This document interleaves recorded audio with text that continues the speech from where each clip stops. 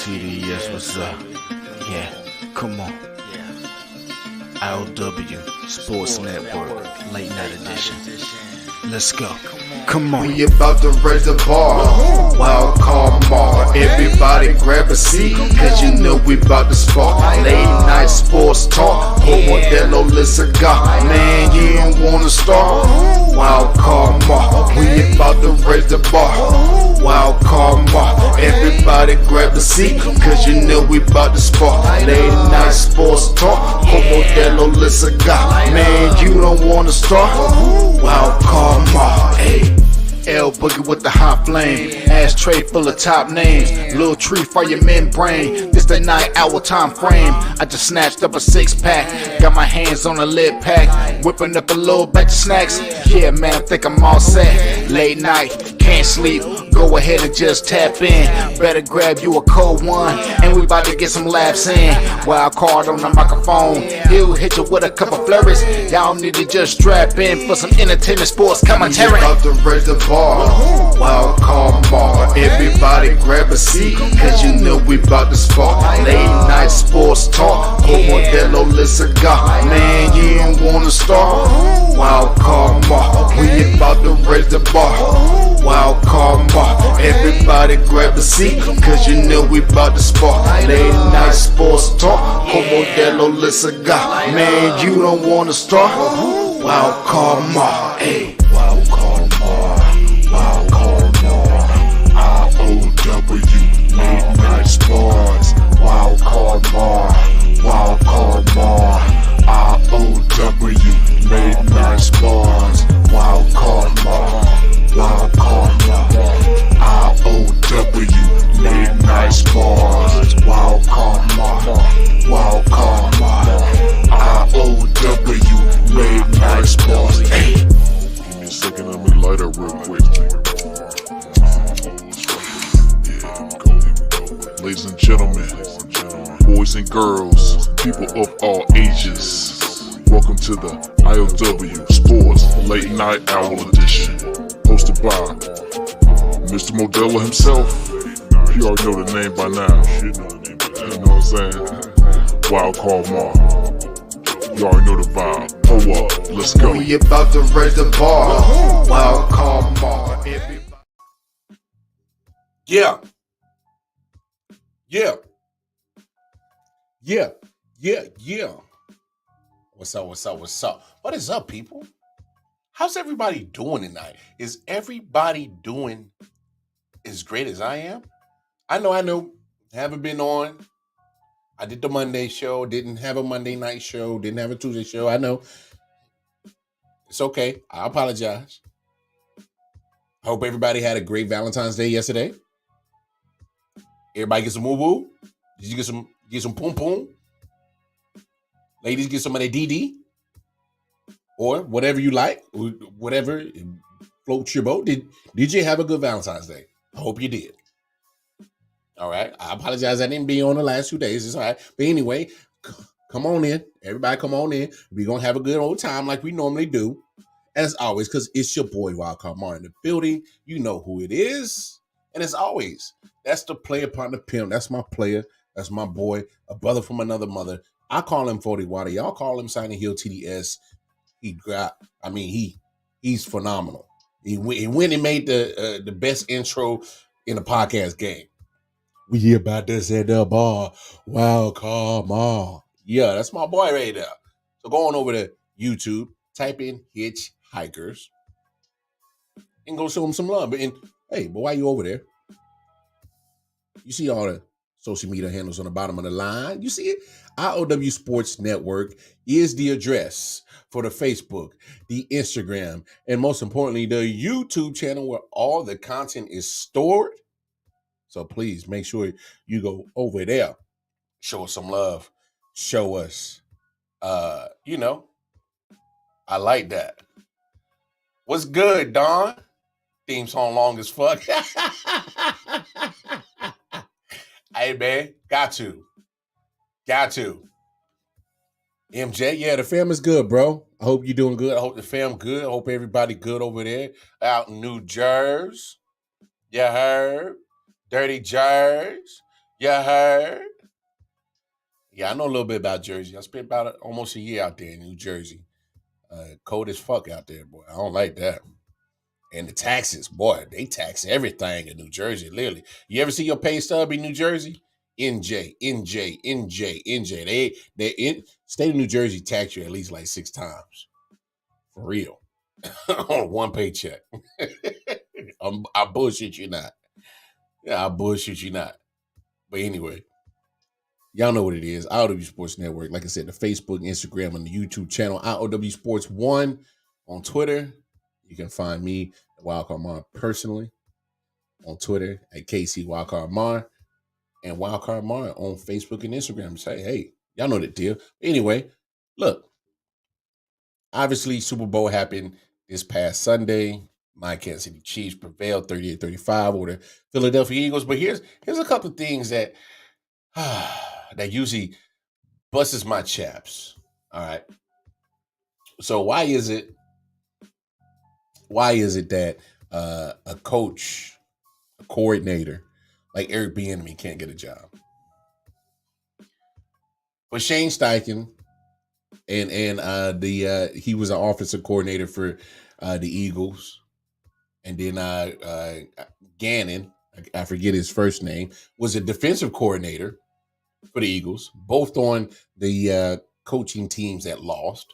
Both literally had jobs waiting on them.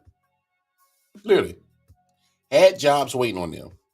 Shane Steichen goes to Indianapolis. Gannon goes to Arizona. And here's my thing. I'm not expecting a lot from Gannon. And the only reason why is because he is a defensive coach.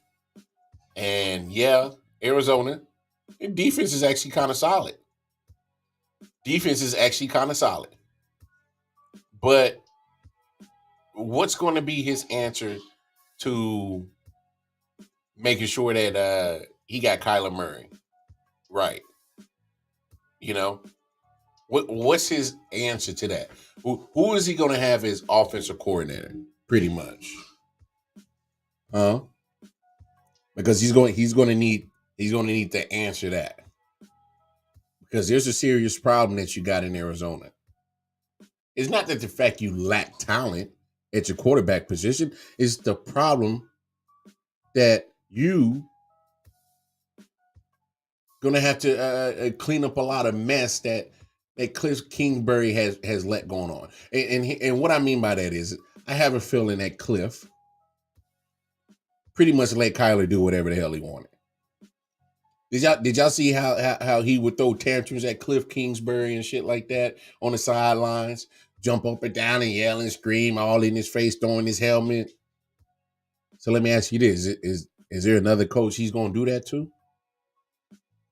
Because what about Gannon says that he's earned Kyler Murray's respect? And I don't mean it like that. It's just Kyler Murray his behavior's not right now. You know, I'm telling you, it had been a Eric Bieniemy who holds their players accountable. You know, and Patrick Mahomes has gone on record plenty of time and says, "Yo, he's a great coach. He holds me accountable." He says that every time about Eric Bieniemy. So why can't Eric Bieniemy get a job? I mean, we're starting to run out of reasons why anybody won't hire this guy. Is there something that we don't know that the public know? No, literally, there has to be something that we don't know that is going on. Is he waiting in Kansas City? Is he waiting for the last day of Andy Reid? I don't know what's going on.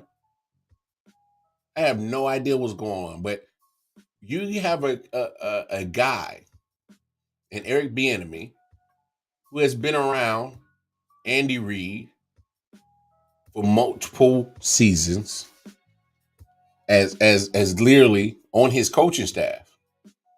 And this is what bothers me. So Eric Bieniemy can't get a coaching job, but Doug Peterson, Matt Nagy, who are both in coaching offensive coordinators under Andy Reid, they go off and get jobs.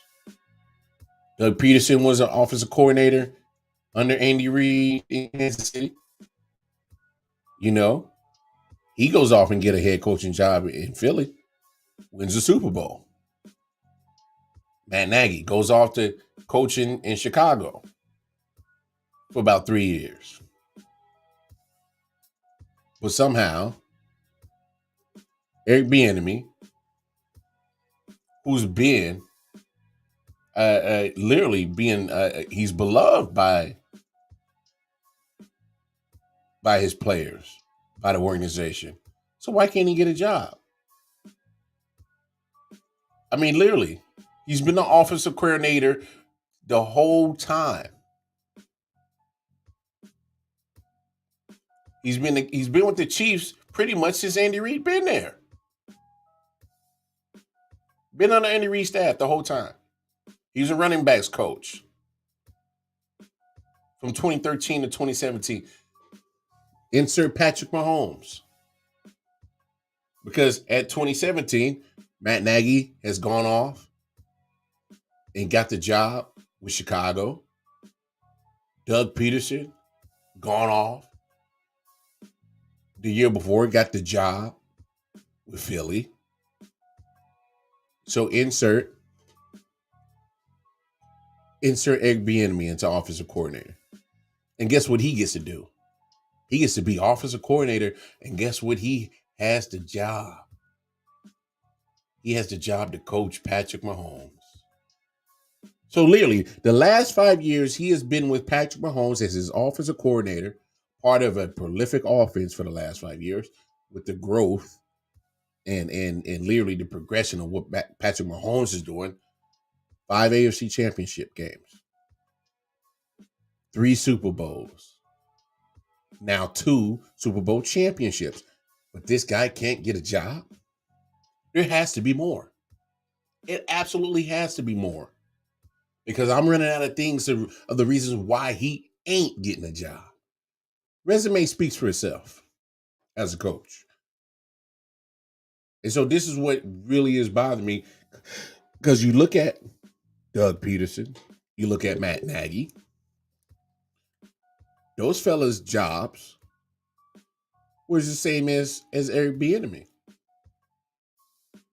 Help with the installment of the offense, scouting, game planning.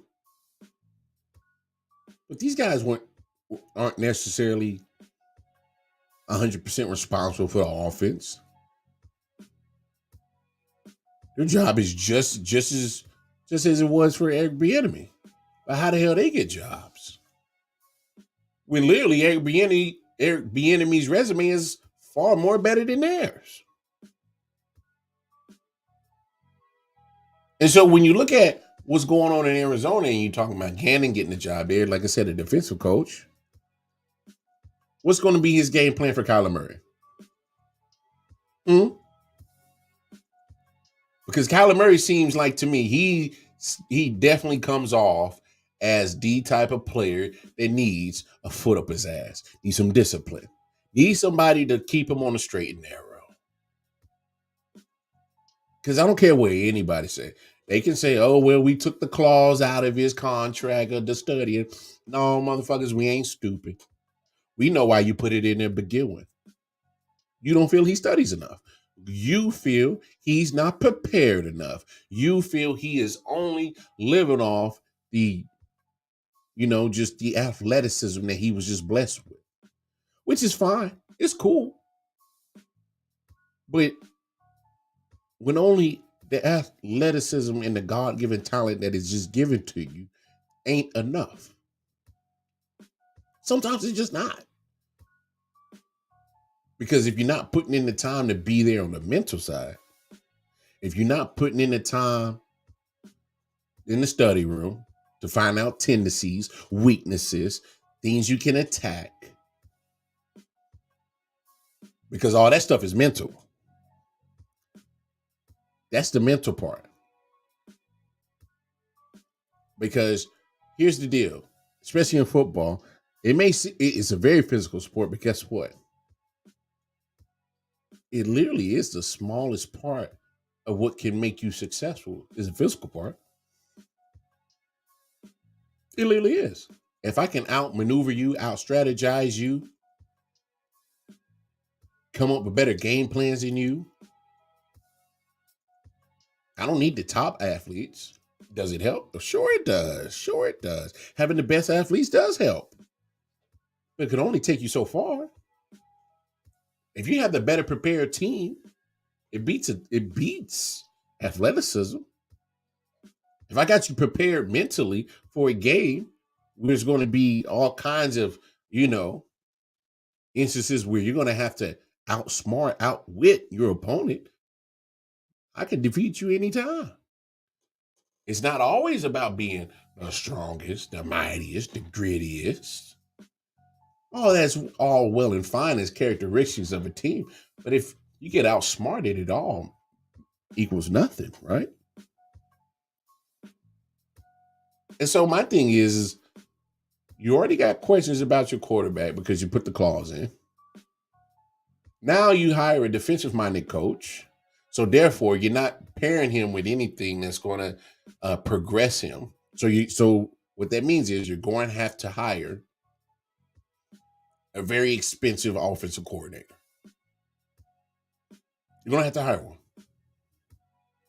And it's going to cost you some money because you got your defensive minded head coach, but you need a voice and hell, a push from a coordinator to get the best out of Kyler Murray. And so I'm just confused on how Gannon gets a job before Bieniemy does. Because I think Bieniemy would have fit well in Arizona. Hey, I think Brian Flores would have fit well in Arizona as the head coach. If I'm don't quote me. Where did Brian Flores? He just got a defensive coordinator job somewhere. It might be in Arizona. Don't quote me on that. Somebody look that up for me. But a coach like Brian Flores is going to, want discipline. A coach like Eric Bieniemy who wants discipline. Okay, Vikings. Yes, thank you.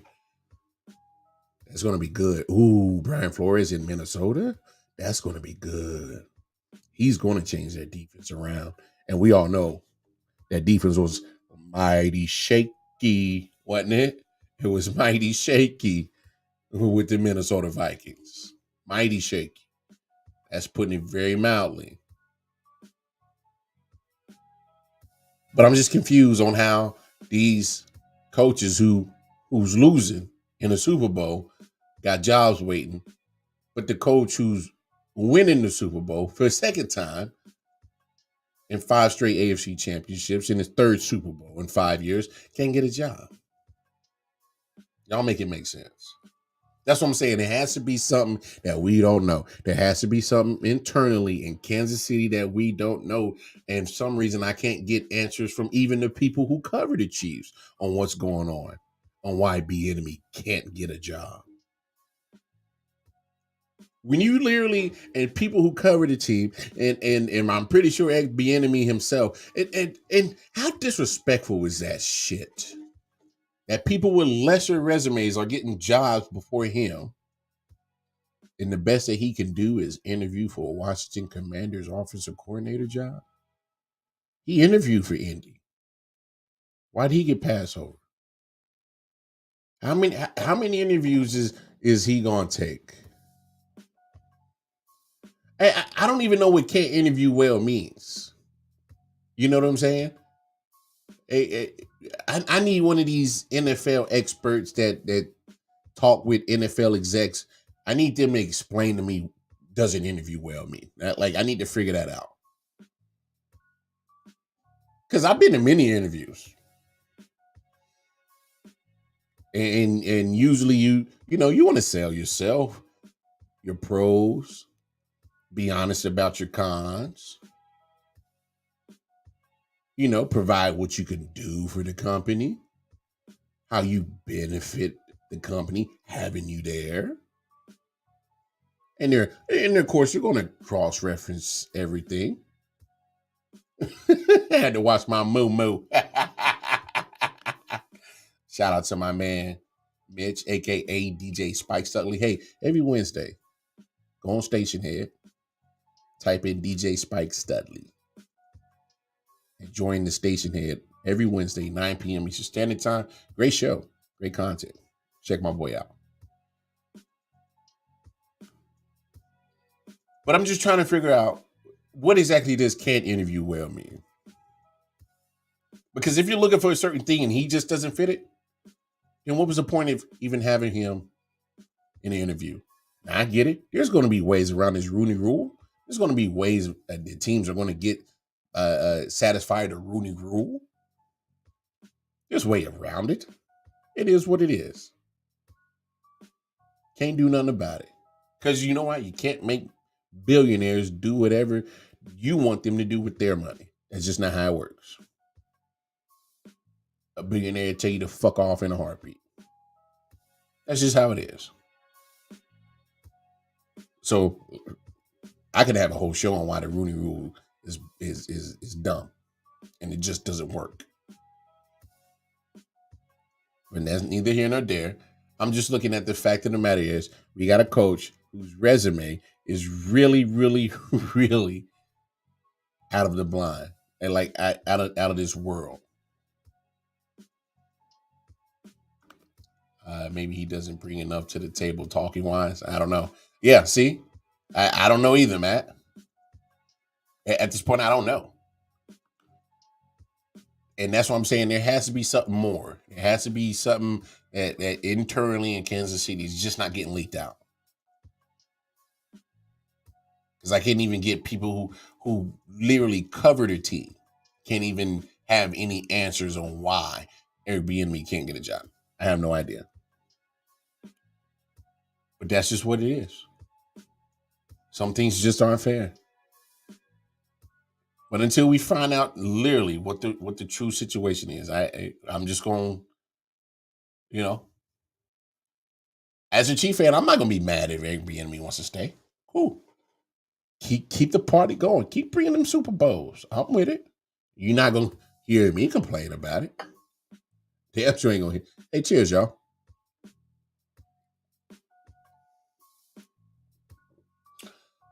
Oh, yeah. Anybody go see their side piece today? They sneaky link? February 14th is Valentine's Day. February 15th is Sneaky Link Day. I'm kidding, y'all. Hey, I mean, I ain't doing nothing. I went to work today. I ain't got no sneaky link. But no, even though Airbnb isn't getting a job, his time will come and he'll find the perfect spot. Whether it's Kansas City or somewhere, just as long as he's in a situation that he is giving time to make it succeed. Maybe it's him. Maybe he's personally choosing not to, just accept any and old job. Because we haven't heard that he hasn't been offered a job. We know that he's interviewed for a lot of jobs. We don't know if he's been offered because that hasn't been shared. So I wish the best to Eric Bieniemy. I don't know if he stays in Kansas City. I don't know. Honestly, when you got a lot of things that have stayed the same in this 5-year span of this great window of success for the Chiefs, it's not going to hurt for it to come back. It really not. But moving on, let's go ahead and have our closeout show of the NFL. Biggest surprises, biggest disappointments. Who do you expect to see at the top next year? Who do you think is going to be at the bottom next year? So, yeah, they having fun and winning rings. If y'all haven't seen they had the parade today.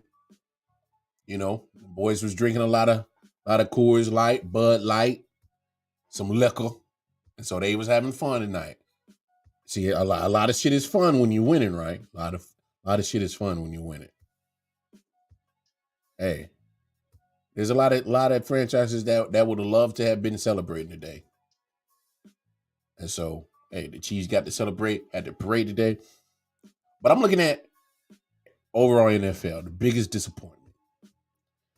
My biggest disappointment, I hate to say it, I got a tie. I got a tie between the biggest disappointments in the NFL. One, the fact that the LA Rams couldn't even make the playoffs. Hell, couldn't even have a winning record. I know. Cooper Kupp got hurt. Hurt to Matthew Stafford. This guy got hurt. That guy got hurt. I know. A lot of guys on the Rams got hurt. They did. But I'm not trying to hear that. I'm not trying to hear injuries as an excuse on why you can't perform. You know why? Because I see the San Francisco 49ers year in and year out have injuries. Injuries. Literally. Year in and year out, literally the last 4 or 5 years, the San Francisco 49ers are one of the highest injured reserve team. They literally are hurt every year. And it's not just anybody, it's key players. And yet, they find themselves in the NFC Championship game 3 out of the last 4 years. Yeah, excuse me. So I don't want to hear no excuses about injuries. So for me, on the NFC, my biggest disappointment is the Rams. I never seen a championship team literally fall so far to the ground. The fall from grace was ridiculous this year. I mean, them boys didn't even look anything resembling a team that was championship quality. Because that wasn't the Super Bowl team that beat Cincinnati. You didn't even recognize them. They were a laughingstock. Complete laughingstock. Now, my AFC, most disappointment. I agree with you, Matt. It's the Raiders. And the reason why it's the Raiders is because here's the deal. You didn't fix your defense. You didn't. Matter of fact, you subtracted from your defense. You may have added a couple of pieces like Chandler Jones. But your top pick, Jonathan Abram from a couple of years ago, he's no longer on the team. Matter of fact, there's really no first rounders primarily left on that team. I think Josh Jacobs is the last one. And y'all didn't even renew his contract. Didn't even pick up his 5th-year option on his rookie contract. And so you were a laughingstock. Literally, the Raiders were in the playoffs last year. A call here, a call there, that could have went their way. They probably could have beat Cincinnati last year in the playoffs. And so the fact that you didn't retain Rich Bisaccia, the special teams coach that came in and helped steer the ship right, because John Gruden got busted yapping his mouth with some misogynist, racist, and bigotry. Things he was saying. Got his ass fired. Oh, it gets worse. Now we got Henry Ruggs playing Need for Speed, using his car as a weapon, and now he got vehicular homicide. Oh, it gets worse. David Arnett wants to be Mr. Gangster on TikTok, pointing AR. I'm gonna kill you, motherfucker. Now he getting fired because he's throwing verbal threats with a assault rifle in his hand on TikTok. Over there Snapchatting and shit. Gangster. The social media gangster. And amongst all of that hoopla going on, Rich Bisaccia got that team to a playoff game. And then you come in the following year, you don't retain him. You bring in Bill Belichick's little whipping boy, little cum boy, little let me play with your book. I'm a chill. Anyway, you brought in the little dude, Josh McDaniels, as if he was the offensive guru. The same guy that left Daddy Belichick's titty, goes to Denver, has the smallest amount of success, couldn't repeat it. Goes back to Daddy Belichick's titty to suck on that some more. Gets offered a head coaching job for Indy. Says, I'm going to take it in now. I'm going to enjoy sucking on Daddy Belichick's titty a little bit more longer. And then all of a sudden, he ends up in Las Vegas. Gets a nice little hefty contract. A nice hefty contract enough that they can't fire his ass because they owe John Gruden money still. And how the hell we going to continue to pay John Gruden and pay you if we fire you? Now we going to have a third coach. No. Now they stuck with him. So now, not only that, you stuck with a guy who's so stuck in his old ways, doesn't know how to use his proper people. A guy like Derek Carr, and look, I'm not saying Derek Carr is the best quarterback in the world, but damn it, I take him over Dak Prescott. Say what you want. Go look at Derek Carr's numbers. Looks good, but it's not his fault that he was on a piss poor managed franchise like the Raiders. Say what you want. The Raiders are highly mismanaged. Mark Davis, I don't know what the hell he's doing. He's good about getting the Raiders to Vegas. He was good about that. He's good at trying to make his team an attraction. That stadium an attraction. The stadium looks good. The stadium's an attraction. Only problem is you got an inconsistent football team who calls it home. The Raiders are inconsistent as hell. There are times where you think the Raiders are going to be one of those teams that's going to do it. And then they find a way to let you down. Let you down everywhere. Every time. Only a few reasons to go to Vegas. Scruppers, cocaine, gambling, and sports events. Yeah. But they're not going to keep going to the Raiders games. You know why? Because they're poorly mismanaged. They're so poorly mismanaged. Ain't nobody going to keep going to spending all that damn money in Vegas to go see that sorry-ass team. You're going to start seeing more fans in the stands for the opposing team. Y'all ever see a Raiders game in Vegas when the Chiefs are in town? The sea or red. Not even the Raiders have captured Vegas yet. The Raiders ain't captured Vegas yet.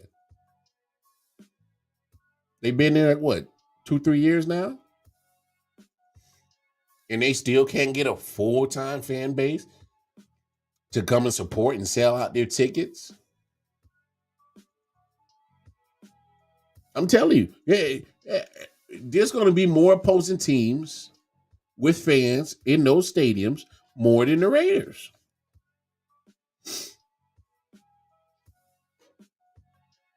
Raiders faithful is still back in Oakland. Your diehard fans, they're still back in Oakland. Some might be sprinkled in LA, but they're not in Vegas yet. Those faithful are not in Vegas yet.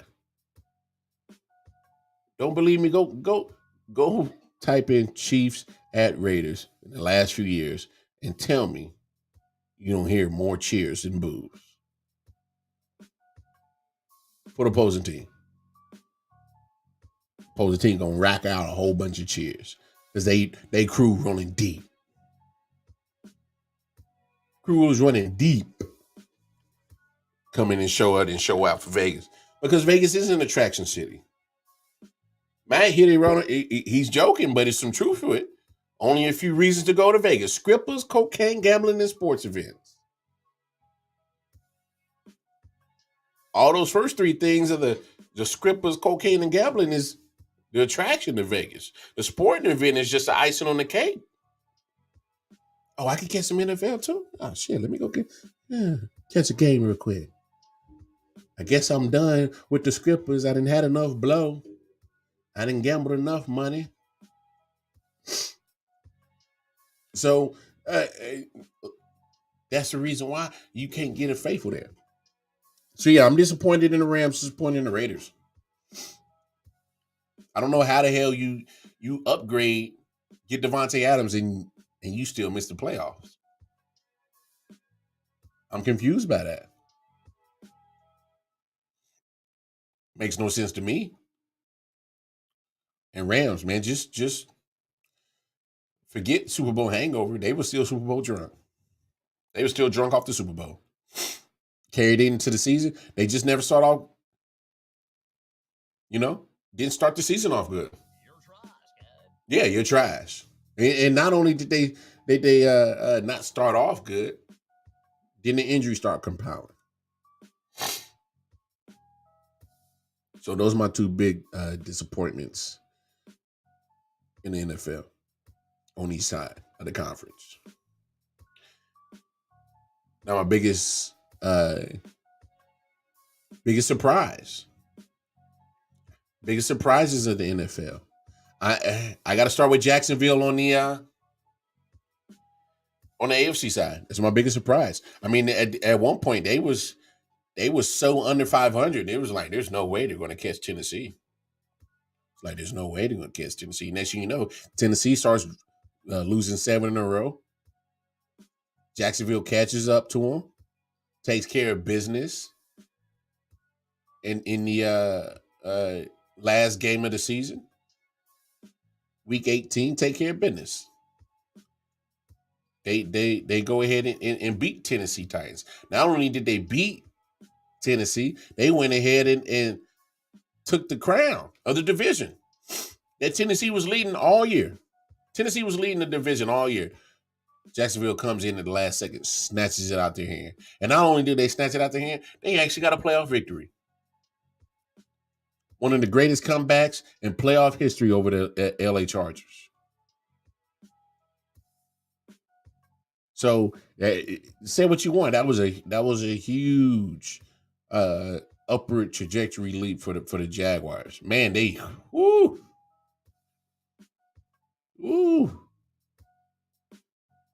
And Jaguars played the Chiefs tough in the regular season and in that playoff game.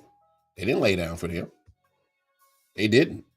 Jacksonville's going to be a huge surprise this year, but I don't think they'll surprise anybody next year if they have a good season. It's going to, more than anything, solidify what people are feeling about the team now and how it's going to translate to next year. But the Jaguars are going to be something serious, man. And look at this, news today. Calvin Ridley files for reinstatement. So if he gets reinstated, there goes another good piece for Sunshine.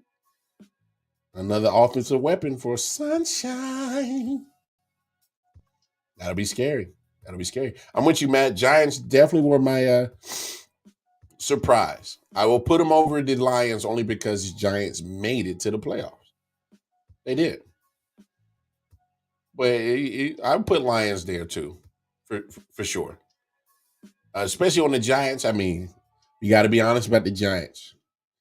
I was never a fan of Daniel Dimes or Daniel Jones. I never was. He was turnover heavy. Wouldn't take the chances. But then, once you see what he was able to do this year, and it's no coincidence that Brian Daboll comes in, Daniel Jones' performance goes up. Brian Daboll leaves Buffalo. Josh Allen's not talent, but his performance for this year goes down. There's no surprise, no coincidence, right? No coincidence. But one thing that Brian Daboll did do is he was able to change my mind about Daniel Jones. Because I was crapping on Daniel Jones for the last few years. I'm like, oh, this bum, he's a bust, blah, blah, blah, blah, blah, blah, blah, blah, blah, blah, blah. But it was well deserved. He was getting hurt a lot. He was fumbling, interception a lot. He was a turnover machine. And it wasn't until he got proper coaching. Good coaching. McAdoo won there, y'all. When he gets around good coaching like Daboll, whose track record has shown that he can improve quarterbacks, no surprise that he was like, Daniel Jones can do this, do that, do that. Oh, and he happens to be very athletic too. We're going to incorporate you in the run game too. Sure as shit. He gets him into a wild card round.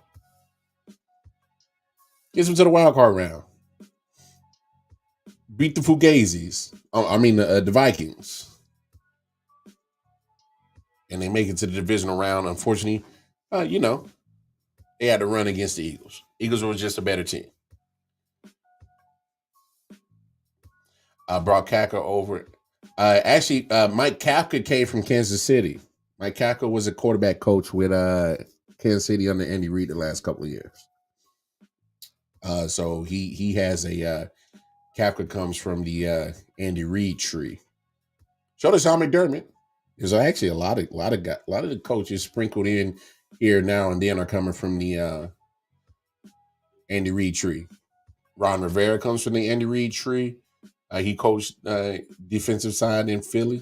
John Harbaugh was a special teams coach in Philly under Andy Reid. Doug Peterson, Matt Nagy. I mean, there's hella coaches out here right now that come from Andy Reid. Like I said, Sean McDermott, Leslie Frazier, I believe, coached under Andy Reid at some point in time. Don't quote me on that. There's quite a few coaches out here in the NFL that at some point in time was under Andy Reid. But you look at just what Brian Daboll was able to do, and Wink Martindale. Wink Martindale came from Baltimore as defensive coordinator. That was actually a good pickup too. You saw that defense started picking it up around midway through the season. Start turning it around too. You look at exactly what Daboll was doing. He literally changed my mind about Daniel Jones. I literally thought I was ready to write out Daniel Jones. But imagine what good coaching can do for players. We say it all the time. Situations matter. Daniel Jones, when he got drafted by the Giants, he was not in an optimal situation. Bad coaching, bad personnel everywhere. And so instead of just leaving Daniel Jones out there to fend himself, Brian Daboll put him in better situations. And guess what? It also helped that Saquon Barkley was healthy too. That mattered too. So now you got Daniel Jones and Saquon Barkley career pretty much getting revived with Daboll. But I'm definitely will give them the nod over the Lions because they made the playoffs. Lions is cute. Lions is a good story. I love the Lions. I think very highly of the Lions. But damn it, you didn't make the playoffs. You get bumped out without playing. And then when you do play, you play for pride, but you win and help the team that bumped you out get into the playoffs. That's exactly what happened with them in Seattle. Early in the day, 4:00 game, Seattle won. So therefore, by mathematical equations, Detroit had zero chance of getting into the playoffs. But they still played later that night, beat Green Bay, and let Green Bay. So that's what you want to do. Hey, I love pride.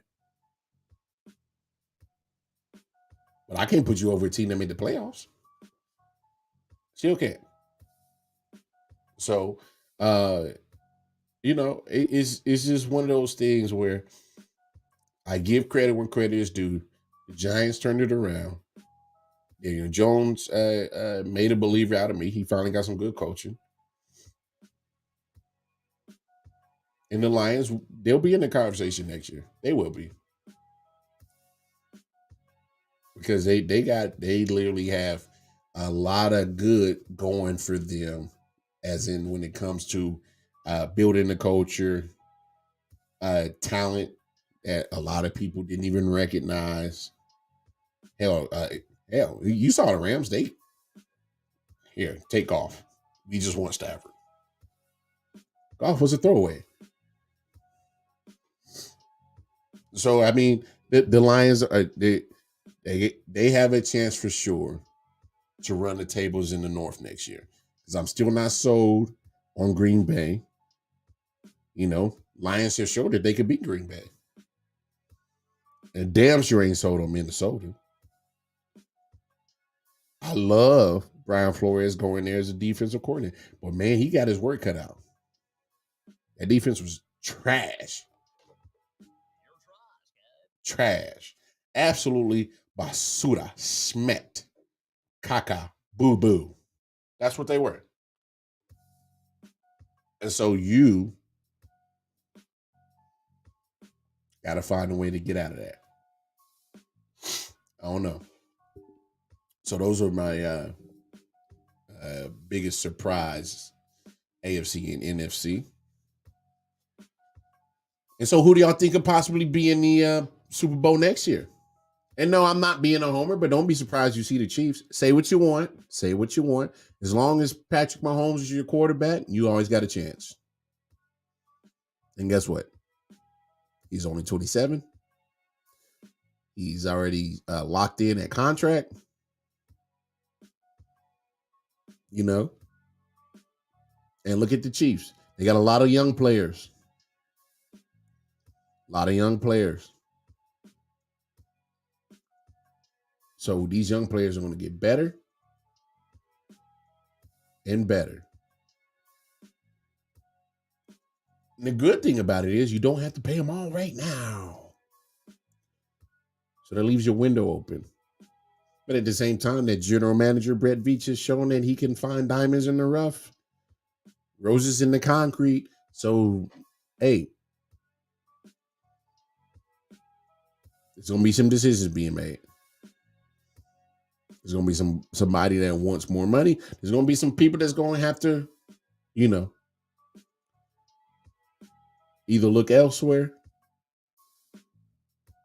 or take a discount. It's just the name of the game. But don't be surprised to see Kansas City in there. Young team, very young team. They're going to have cap room and they're going to have draft picks. Last time I checked, the Chiefs got, I think, 11 or 12 draft picks. And they're going to have a boatload of money because the increase of the cap salary is going to go up after this league season ends. Which, even though the Super Bowl is over, the league season hasn't officially ended yet. So don't be surprised you're going to see Kansas City in there. Don't be surprised you see them take on Cincinnati in the AFC Championship game. You know? I'm with you, Matt. KC or Cincy has to be the top two choices for the AFC, for sure. I mean, to me, there's no brainer. Obviously, Chiefs, you know who they are. Cincinnati, hey, Joe Cool. Joe Burrow is one bad dude. He's something else, man. Cool under pressure. Doesn't get frazzled. His team loves him. City loves him. Franchise loves him. Hey, bruh. Joe Burrow cool as hell. He one of the bruhs. He hangs out with the bruhs. I'm telling you he do. He cool as hell. And hell, you see their offense? Their offense is loaded. Happens to be loaded as hell. I mean, you got a great wide receiver core. So you definitely got to play the Bengals honest. Buffalo's third. They just are. Can't get past neither one of those two teams. Not right now. Cincinnati already showed that they dog walked you. You may be able to beat Mahomes in the regular season. Beat him when it matters. You've already failed twice. and then so on and so forth in the AFC. I know there's other teams that got good quarterbacks and good players and personnel on there. Yeah, it's all good and dandy. But where they gonna be at this time next year? Are they gonna be having confetti falling on them, having a parade, or are they gonna be an onlooker, looking on? So we'll see what's up with that. In the NFC, you know, I see what you're saying, Matt. How the Rams bounce back? I don't know. I don't know if they do. You saw what they gave up. They gave up a lot to get that Super Bowl championship because you gave away picks to get Von Miller, and you could sign. So you for a few weeks. I know, get a ring, but still, it's part of your future gone for a player that ain't even in your building no more. I mean, just literally. And they paid some people. Some people gonna have to restructure contracts or take a hike because they're going to be strapped to the cap. And y'all saw how the Rams been doing. They've been giving away first and second round picks like it's nothing. Woo, have them. But yeah, it's easy to say San Francisco. Look, San Francisco is still a solid team. Y'all saw how far they made it. They were an elbow away from being in the Super Bowl. And I'm willing to believe. Y'all remember what Brandon I.O.W. said? He said, hell, Chiefs going to kick their ass because they going to capitalize over the advantages that offense is going to have over their defense, just like we were supposed to if Purdy didn't get hurt. Remember Brandon I.O.W. said that? He said that before the Super Bowl. He said, hey, Chiefs is going to bust their head open because they're going to expose them on the defensive side like we was about to do with Brock Purdy. I don't know how true it's going to be, but hey, he seemed real confident about it. But San Francisco's a damn good team. I mean, there's literally players everywhere on their roster. Again, can they stay healthy? Can they stay durable? Because that's been one of their biggest problems is durability. You know what I'm saying? Oh yeah, he sounded a little salty as hell too. He did, but now that hindsight's 2020, he might have been on exactly what people weren't paying attention to, and that the Chiefs were able to expose them, their Eagles defense for things that they can get away with. But I'm not going to write off the 49ers for sure. I can't do it. I know Brock Purdy's going to be out for what 6 months, 4, 5, 6 months or something like that with the elbow injury. He's going to be out for a minute. It's easy to say the Eagles. I know they were just in the Super Bowl, but let's be honest. Y'all go look at how many free agents they about to have coming up. There's a good damn chance that the Eagles are very different from what they look like on Sunday. A lot of those players might not be back. C.J. Gardner-Johnson, you traded for him. But one of the reasons why he wanted out of New Orleans is because him and the franchise couldn't come to grips on how to pay him. He wanted an extension. He saw himself at one value. The Saints saw him at another. Got to find a way to pay Jalen Hurts eventually at some point. Because he wasn't a first rounder. He's a second rounder, if I'm correct. I don't know if they got the same intricacies in their contract as if it was a first rounder. I'm not sure. Somebody double check me on that. But at some point, you're gonna have to pay Jalen Hurts. So with all those free agents that the Eagles got coming up, they're gonna have to do some soul searching on how to get that team right. You know? So I mean, I want to say the Eagles. I'm with y'all.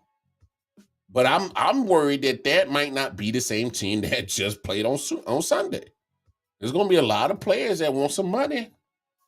Can't pay everybody. And that team is getting older. Brandon Graham is old, mid-30s. Fletcher Cox is right behind them. And you talking about you're starting right defensive end, and you talking about your other players that are important to you.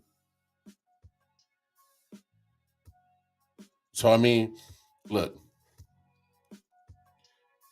it's going to come down to the Eagles, 49ers, and there's a couple of teams. He says Saints if they land a good QB, or maybe my Giants. Only problem I got with the Giants is your division was pretty tough this year, record wise.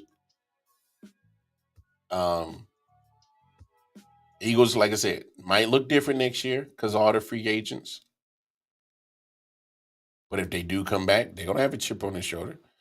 Nothing motivates a person more than losing. So don't be surprised if they come out fired next year. Look, the Commanders weren't too bad. That's probably one team I would have as my sleepers. The only reason why I say it is because look at that offense. Johan Dotson as a rookie did well. He said Giants are going to bust. What's up, Smitty? Who else? Who else is on that squad? Shit. I didn't lost my train of thought. But sleepers. No, the Commanders. Yeah, Dotson. I like. I want to say Curtis Samuel, but he's kind of been a disappointing ever since he got to Washington. Obviously Terry McLaurin, stud at wide receiver. Yeah, you always late for work, motherfucker. There's just shit going on, man. Come on, I'm late for work. Good help hard to find around this motherfucker, man. You want to come talking about I'm late for work when you got 3 minutes left in the show. Motherfucking bones. This. Anyway. Don't look out for the Commanders. And honestly, I wouldn't be mad if Eric Bieniemy interviews for them on Thursday and stays there. I wouldn't be mad. Because you can coach for it. Because it makes sense. Ron Rivera is a defensive coach. Bring in your offensive mind in Eric Bieniemy. Yeah, they might be losing pain. We'll see. Put my emoji on the background. Oh Lord. I don't even want to go there. But no, I would say the Commanders are probably might be one of those sleeper teams. Hell, they just missed the playoffs this year. They took care of business against a team like Cleveland who weren't playing for nothing. It'd be a different thing. But it's weird, man. We had a very not so orthodox NFL season this past year. A lot of teams are starting to come out of the dweller. Jets, Giants, Lions, Jaguars. Your typical running around, beat them up type of teams.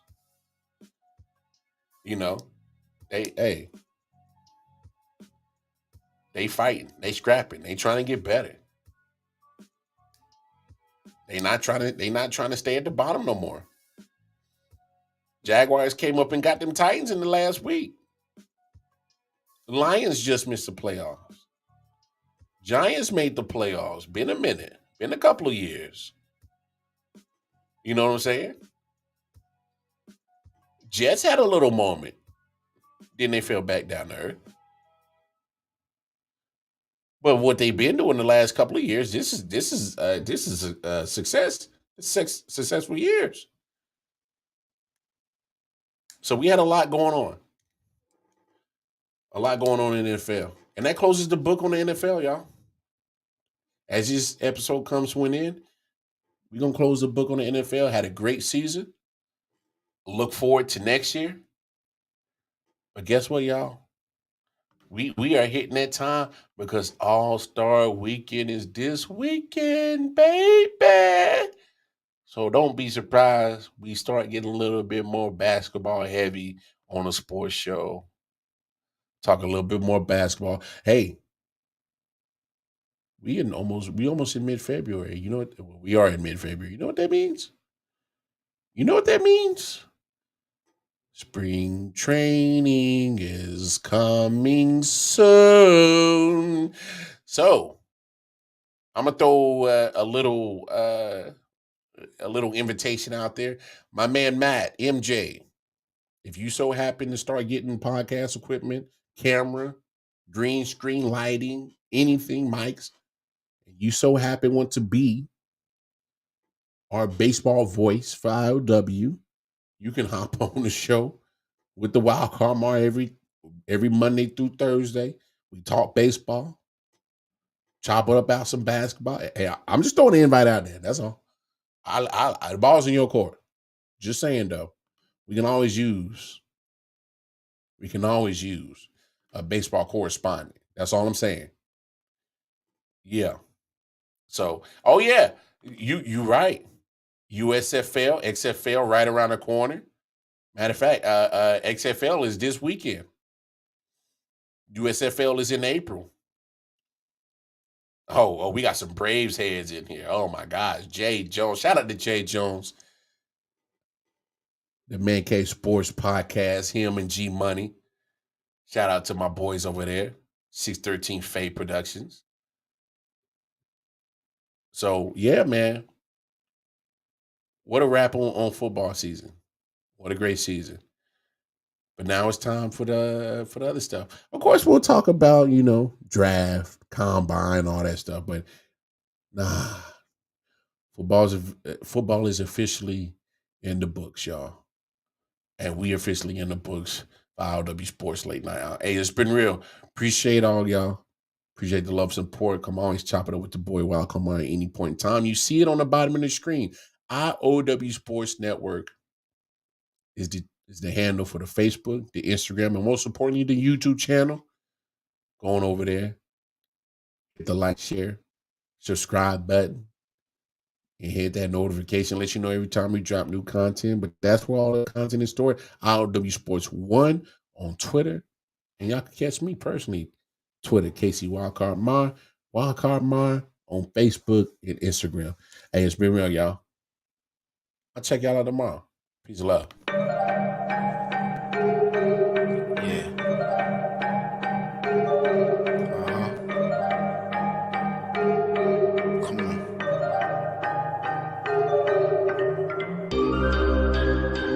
Silent Hill TV, yes. Hitchhikers.